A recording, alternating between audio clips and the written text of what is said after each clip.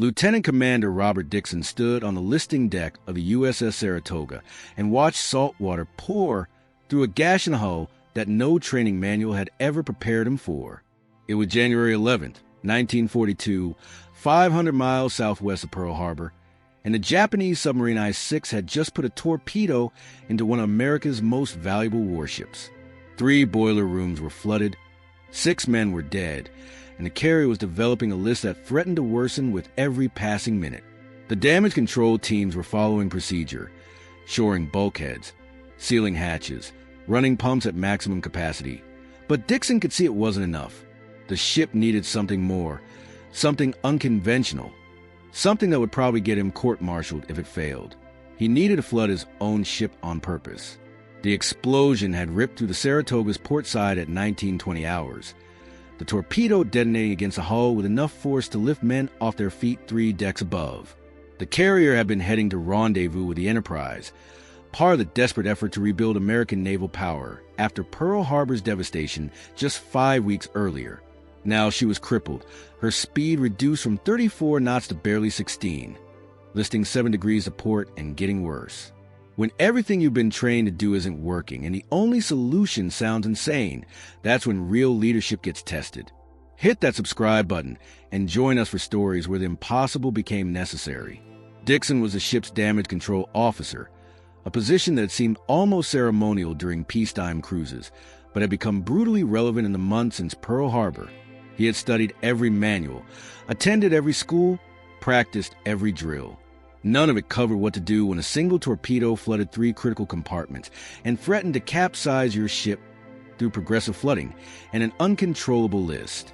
Captain Archibald Douglas was on the bridge, maintaining course toward Pearl Harbor, while his engineering teams fought to save the ship below decks. The captain had given Dixon full authority to do whatever was necessary to stabilize the vessel, a mandate that reflected both trust and desperation. Every officer aboard knew they were sailing on borrowed time. If the list increased beyond 15 degrees, the Saratoga might reach a point of no return where physics took over and the ship rolled onto her side.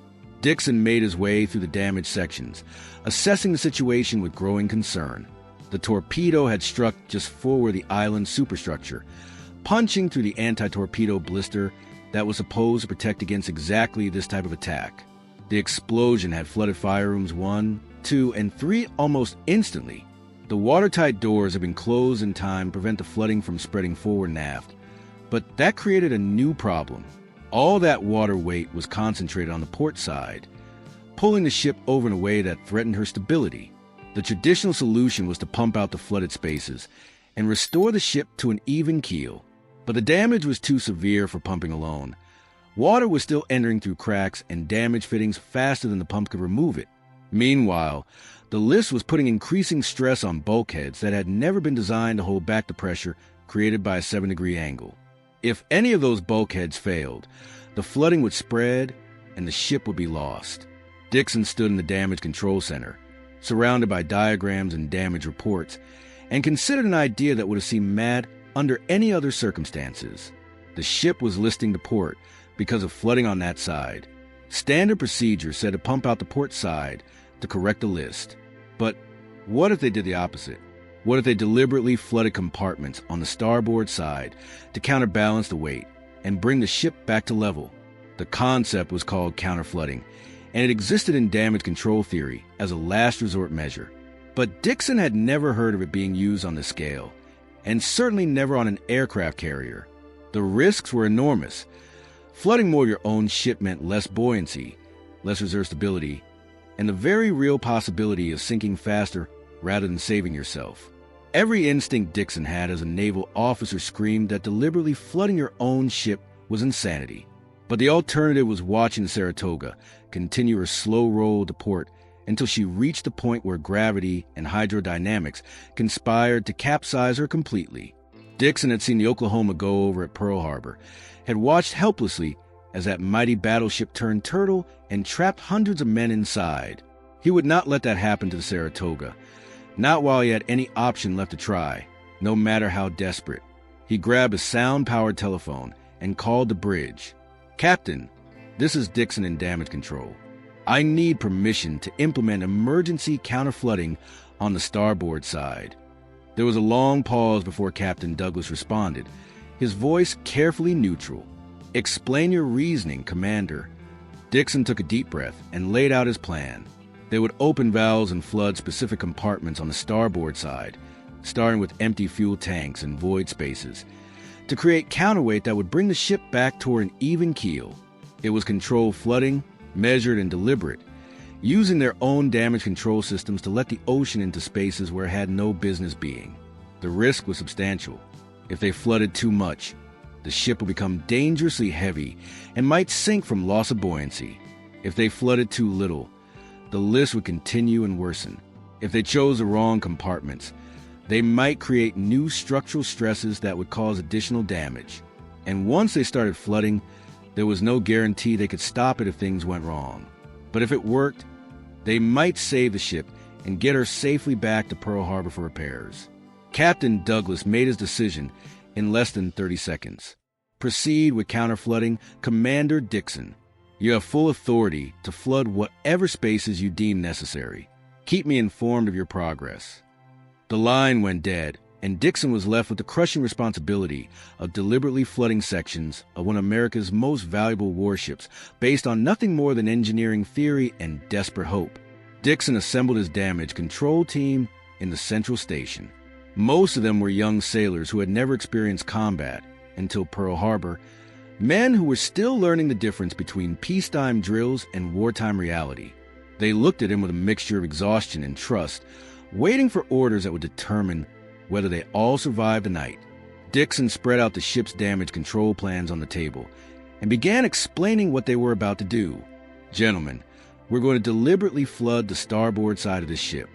I know that sounds crazy, but it's the only way to counter the list before it gets worse." He pointed to specific compartment on the plans: empty fuel oil tanks amidships, void spaces forward, ballast tanks aft. "We'll start with these spaces.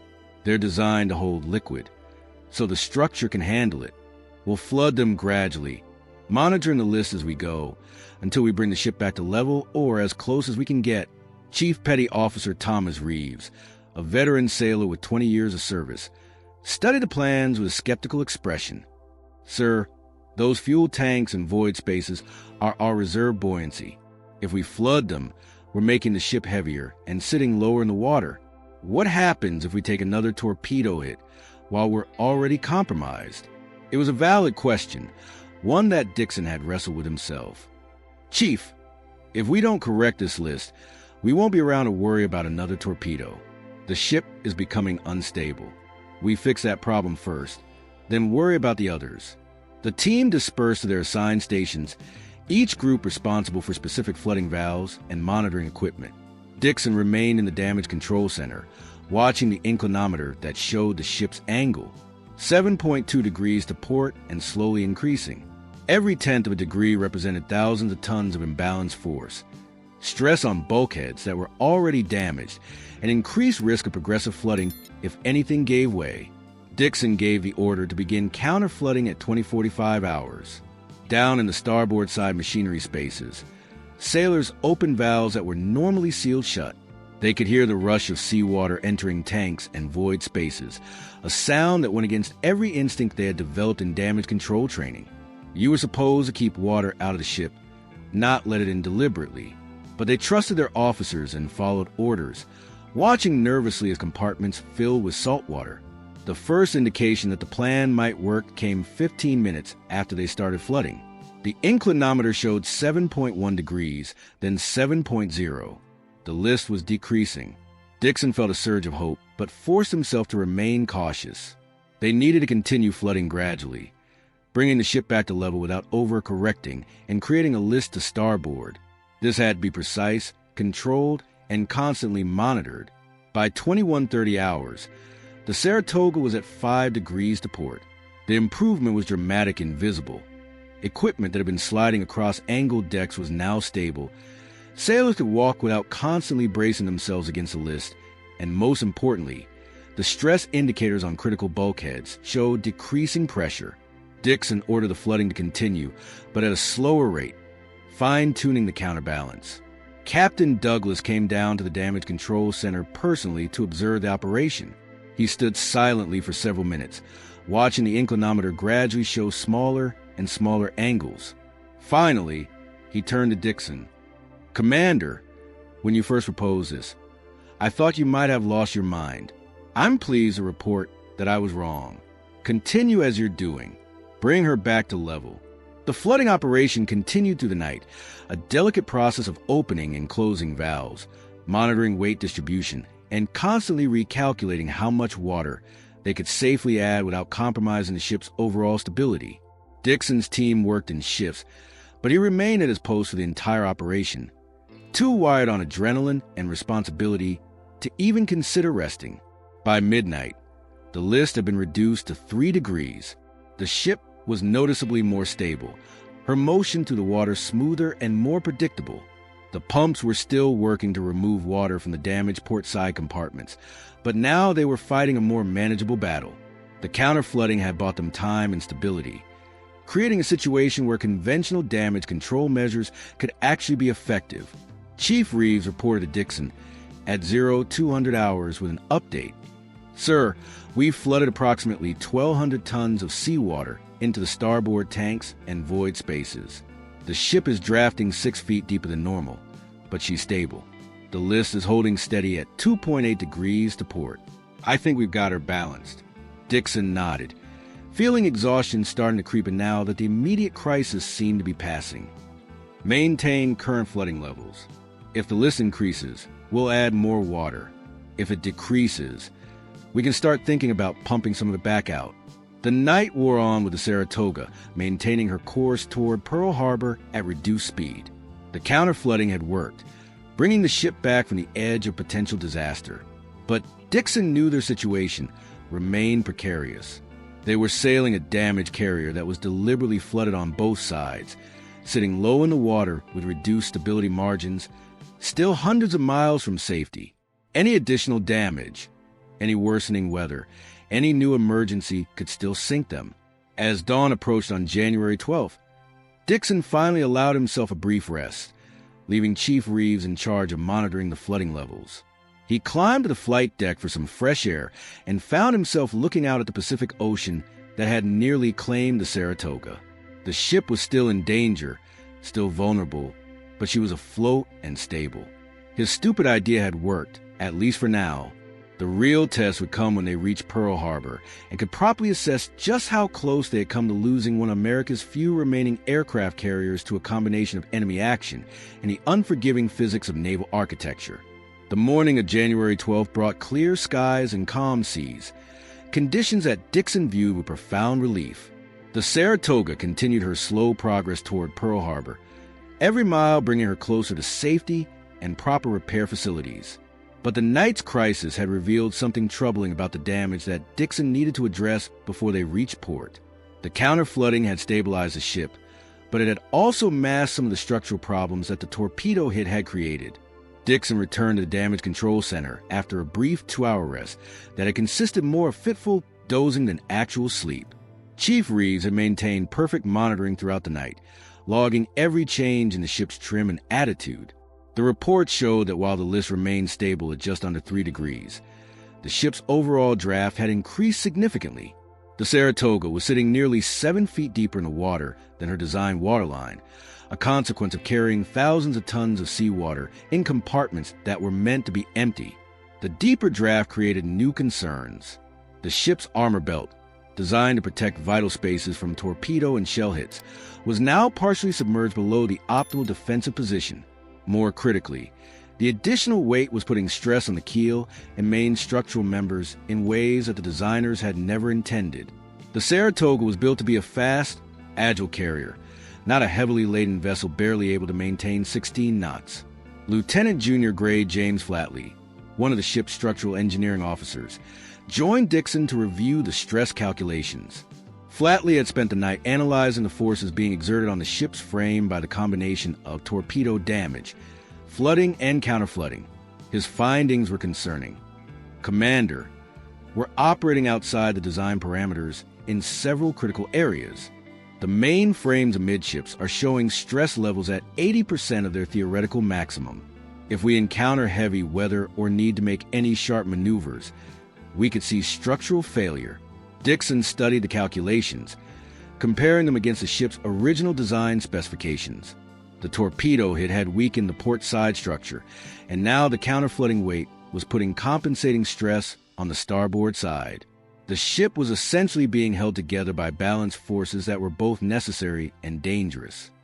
What's our safety margin if conditions deteriorate? Flatley consulted his notes before responding. In current sea state, we're fine. If we see waves over 8 feet or need to turn at more than 5 degrees per minute, we're risking progressive structural damage.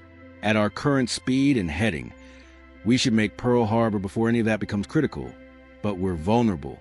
Captain Douglas received the structural assessment during the morning briefing and made immediate decisions to protect the ship. He ordered a reduction in speed to 14 knots, sent messages to Pearl Harbor requesting that destroyer escorts meet them to provide additional protection, and instructed the navigation team to plot the calmest possible course, even if it meant adding distance to their journey. The Saratoga was now sailing on a knife's edge, stable enough to survive calm conditions, but critically vulnerable to any additional stress. The crew responded to the situation with the professionalism that would characterize the Pacific Fleet throughout the war.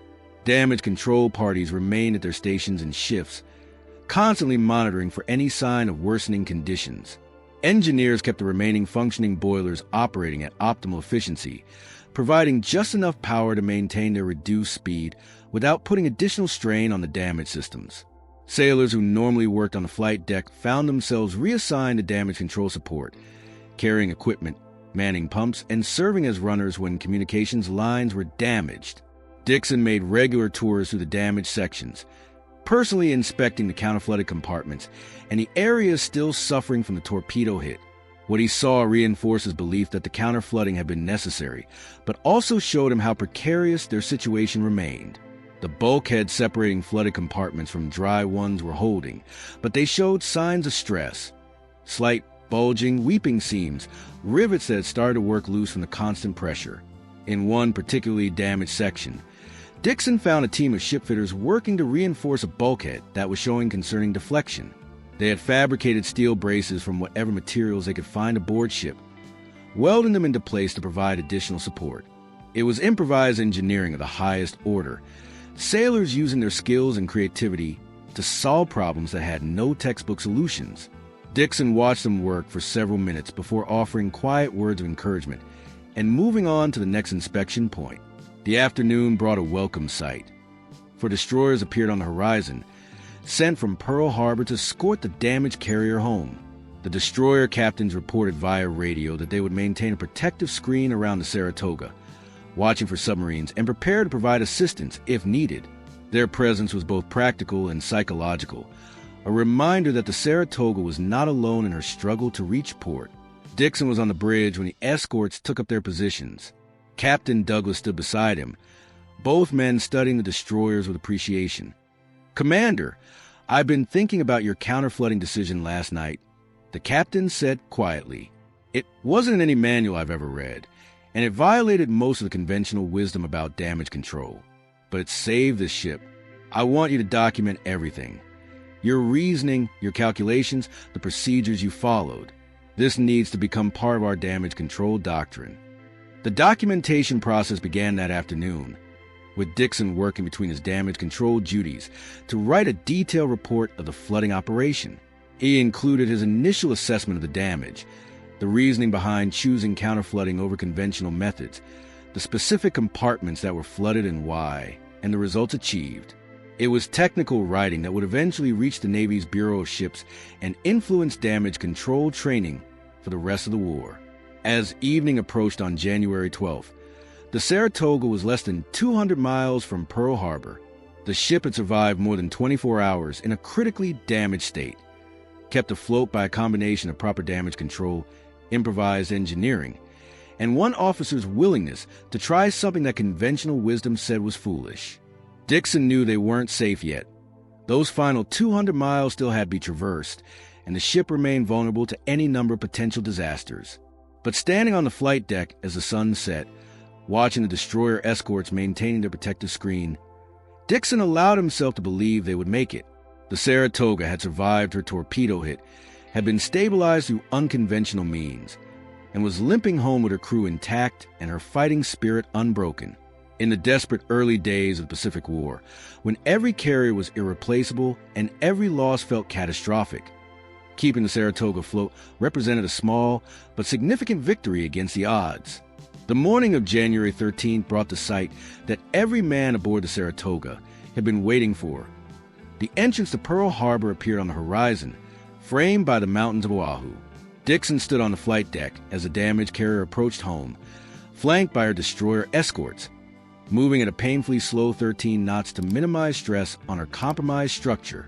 The journey that should have taken hours had stretched across 3 days, each one filled with constant vigilance and the knowledge that they were sailing a ship held together by deliberate flooding and sheer determination. As they passed through the harbor entrance, Dixon could see the evidence of December 7th still visible everywhere. The Arizona remained where she had died, her broken superstructure rising above the water like a tombstone. The Oklahoma sat capsized, salvage crews working around her hull in their ongoing effort to right the massive battleship. Other damaged vessels lined the harbor in various stages of repair. The Saratoga was joining a fleet that was still healing from wounds that seemed almost fatal just 5 weeks earlier. Captain Douglas brought the Saratoga alongside the repair pier with the skill that came from decades of naval experience. Tugboats assisted, their crews well aware that they were handling a critically damaged vessel that required gentle treatment. As the carrier settled against the pier, dock workers and Navy engineers swarmed aboard, beginning immediate assessments of the damage and the unconventional repairs that had kept her afloat. Dixon stood ready to brief them on everything that had been done, every decision that had been made, every compromise that had been necessary. Admiral Chester Nimitz, Commander-in-Chief of the Pacific Fleet, came aboard personally that afternoon to inspect the Saratoga and meet with her officers. The Admiral's presence underscored the importance of every carrier in the fleet. The Navy had started the war with 7 fleet carriers and had already lost Lexington would be lost later. Each remaining vessel represented irreplaceable striking power that would be desperately needed in the months and years ahead.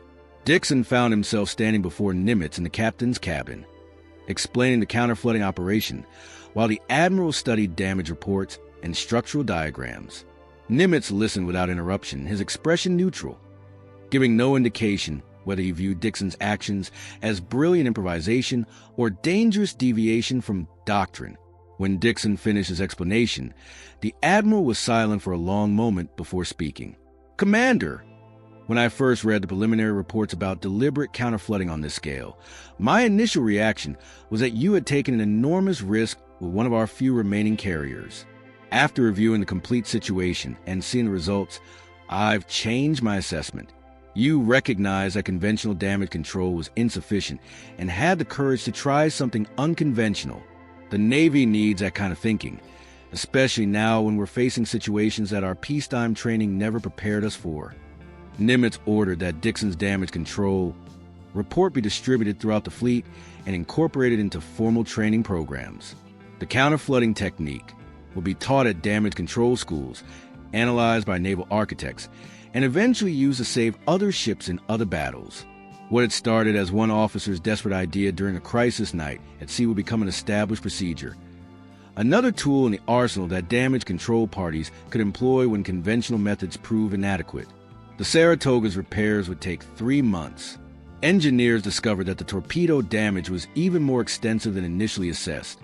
The explosion had weakened structural members throughout the port side, cracked welds in areas far from the impact point, and created stresses that would require significant reinforcement to correct. But the ship could be repaired and would return to combat. Unlike vessels that capsized or been destroyed beyond salvage because their damage control parties hadn't been able to stabilize them in those critical first hours after being hit. Dixon remained with the ship throughout the repair period, working closely with the Pearl Harbor Navy Yard engineers to document every aspect of the damage and the emergency repairs. He watched as workers cut away damaged sections, reinforced weakened structures, and pumped out the thousands of tons of seawater that he had deliberately let into the ship. The counter-flooded compartment showed interesting evidence of what had happened. Corrosion patterns that revealed exactly how high the water had risen, stress marks on bulkheads that showed the forces that had been at work, and confirmation that the calculated flooding had achieved exactly what Dixon had intended.